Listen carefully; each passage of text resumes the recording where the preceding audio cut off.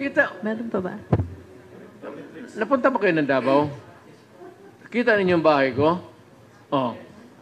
Kita ninyo yung sakyan ko? O di pick up rin? O dito, pick up rin? Ano ang nagbago sa buhay ko? Ang nagbago, ang bayan na pinagpatakbo. Pero, yan ang sabi ko kay Inday.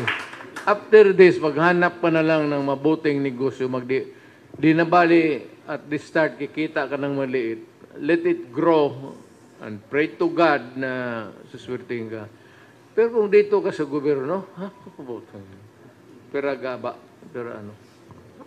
Next. I only stayed sa gobyerno because I enjoyed my trabaho ko. I was enjoying my work as a prosecutor. In love ako being a prosecutor. Kaya nagtagal ako. Matagal ako nag-resign before really I decided that I have to resign because I have to make more money. Kasi yung mga anak ko ay yung tuition, nagpamahal ng pamahal. Next. Taon-taon. Mangingi lang po kami ng komento sa tungkol sa sinasabi ni Vice President Inday Sara Duterte na karang press con. Naalala po natin na 30 years ago ay ipinalibing niyo po ang Marcos Sr. sa libingan ng mga bayani. Ngayon po, ayon po kay Vice President Inday Sara sa kanyang press con, sinabi niya kay Senator Amy Marcos, pag ayaw daw tumigil sa kabanat itong mga kongresista sa kanya, ipapahukay daw niya si pinalibing nung si President Marcos Sr. sa libingan ng mga bayani at itatapon sa West Philippine Sea. Ano po ang inyong masasabi?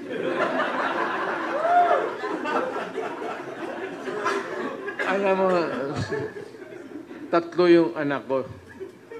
Isang babae, dalawang lalaki. Ang nakakuha sa ugali ko, sa bunga ko, bastos, si Inday.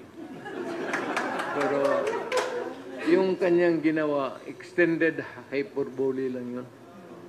Wala naman, bakit mo naman gawin ng pang ano lang yun, yung talaga, siguro, nagalit siguro siya na ano. Ako ganun magsalita, no? Yung presidente ako, ganun, putang ina kayo.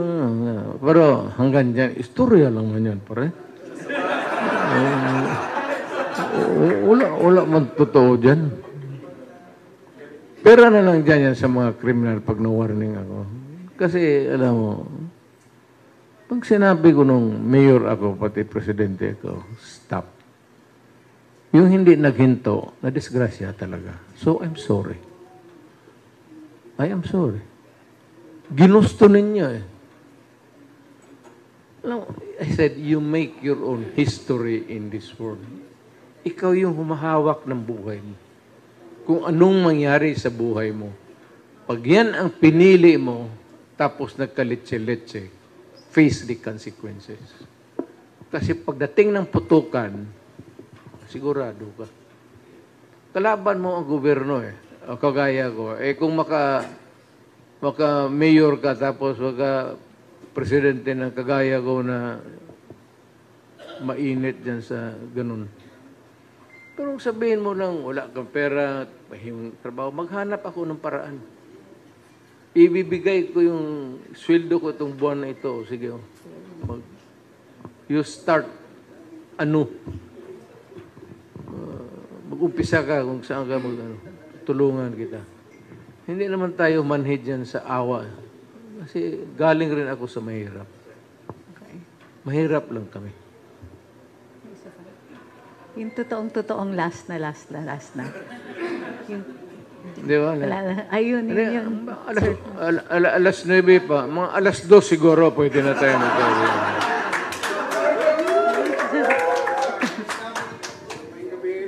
Yes, sir. Kaninang umaga, nag-umpisa po yung hearing. Hanggang ngayon matapos. Wa pa mahuman? Wala pa, Mayor. Ang ipangita, hinahanap ng mga tao po, yung leadership. Kung sila lang daw po ang masusunod, gusto po nila magiging president with kayo. Ano po ang sagot mo sa kanila?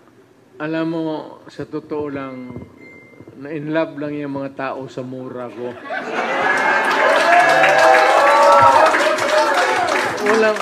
Walang pinagkaiba dito ngayon sa yung sumunod pati yung pareho yung nagtatrabaho, pareho yung may inuutos. Ang nimimiss sila ng tao, yung mga potang inang yan. Yung mga ganon. Nasanay ako sa, bastos ako so wala akong magawa. Galing kasi ako doon sa baba. So, ang bunganga ko, laki talagang, kasi mahirap lang kami. Talagang mahirap lang kami. Galing kami dyan sa, ngayon, nag-improve na yung